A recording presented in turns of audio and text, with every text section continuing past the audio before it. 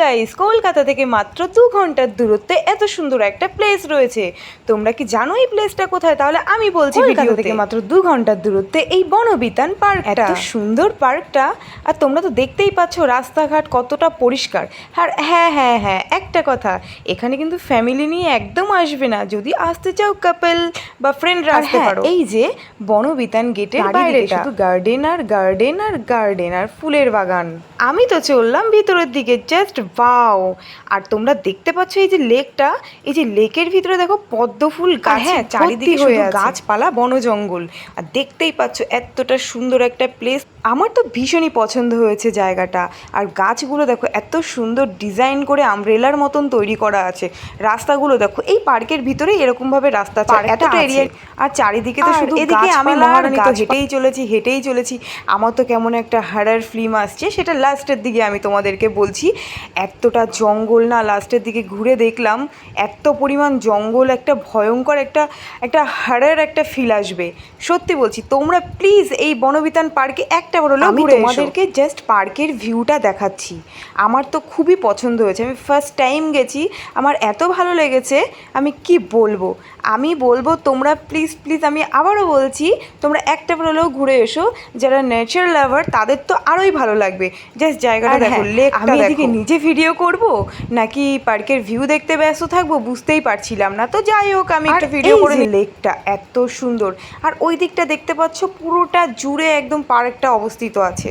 আর এইদিকে তো আমি একটু ভাব নিচ্ছিলাম, ভাব না নিলে হয় কি করব বলো, আমি একটু বেশি ভিউটা দেখো জাস্ট। আর হ্যাঁ একটা কথা বলি, এখানে কিন্তু থাকার ব্যবস্থাও আছে। এইবার দেখো আমি একদম জঙ্গলমহলে ঢুকে পড়েছি। আমার এতটা ভয় লাগছিল, আমি চিড়িয়াখানার মধ্যে ঢুকে পড়েছি। এত ভয় লাগছিল, একটা হরর ফিল আমার আসছিল, মানে কি বলবো। একদম শুনশান নিরিবিলি, একদমই শুনশান, শুধু পাখির ডাক আসছে। মানে কি বলবো। আর আমি ওদিকে দেখছিলাম কিছু আছে কি না, ভয় লাগছিল আমার। আমি তাও আবার ব্যাকে এসে তোমাদের সামনের ভিউটা দেখাচ্ছি। দেখো গেট থেকে ঢুকতেই পার্কের বনবিতান। বাবা, আমাকে কে আর ধরে রাখে, আমি তো দৌড় মেরেছি। দৌড় মেরে মেরে আমি চলেই যাচ্ছি ওদিকে। কি বলবো, এত সুন্দর লাগছিল ফিলটা আমার। একদম শুনশান এলাকা, শান্তিপূর্ণ জায়গা। যারা মানসিক টেনশন দুশ্চিন্তায় আছেন, আমি একটাবার বলবো এখানে চলে আসুন এই বনবিতান পার্কে। দেখো গাইস, দেখো জঙ্গলটা দেখো, জাস্ট না দেখলে, না গেলে বিশ্বাসই করতে পারবে না এখানে এত জঙ্গলমহল একদম। আর আমি একটু গাছ নিয়ে টানাটানি করছিলাম সামনের দিকে। শুধুই জঙ্গল, আমি আর কিছুই বলবো না, এই পার্কটার মধ্যে শুধু জঙ্গলই আছে। এবার গাইস, সব থেকে যেটা আমার বেশি ভালো লেগেছে সেটা হলো একটা পুরনো, দেখো একটা হাতি আছে। তো এটা একটা স্লিপ বাচ্চাদের জন্য, কিন্তু আমিও বাচ্চা হয়ে গেছি, তাই জন্য আমি উপরে চড়ে গেলাম। কতটা পুরনো তোমরা দেখেই বুঝতে পারবে। আমার তো জাস্ট ভয়ই লাগছিল নিচে নামতে, কি বলবো। আর চারিদিকে যা হচ্ছিল রঙ্গতামাশা, ওটা দেখেই তো হয়ে গেছে। আর দেখো গাইস, আমি তো নামতেই পারছিলাম না। যাই হোক, কষ্ট মষ্ট করে নেমেছি।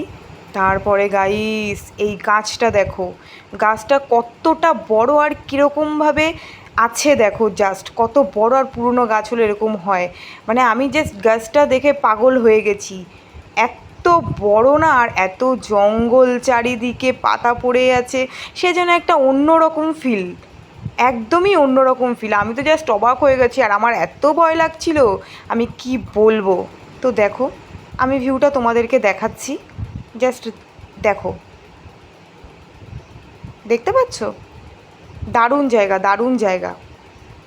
আর হ্যাঁ, এই গাছটা দেখতে পাচ্ছ, এই যে ফলটা দেখতে পাচ্ছ, এটা নাকি হাতি ফল। ভীষণ বড়, ক্যামেরায় হয়তো এরকম লাগছে, কিন্তু সামনে দিয়ে গাছটা দেখেছি, এত বড় একটা ফল। ওখানে বলছিল, জিজ্ঞাসা করছিলাম, বললো হাতি ফল। আমি তো পার্কে যাইনি, মনে হচ্ছে আমি একটা ফরেস্টে চলে এসেছি, এরকম একটা ব্যাপার। তোমরা যদি এই বনবিতান পার্কে আসতে চাও, তাহলে আমি লোকেশনটা শেয়ার করে দেবো এবং বলেও দেবো কোথা থেকে কোথায় ডিরেক্ট আসলে এই পার্কটাতে তোমরা আসতে পারবে। আর হ্যাঁ, আমাকে কমেন্ট করে জানিও।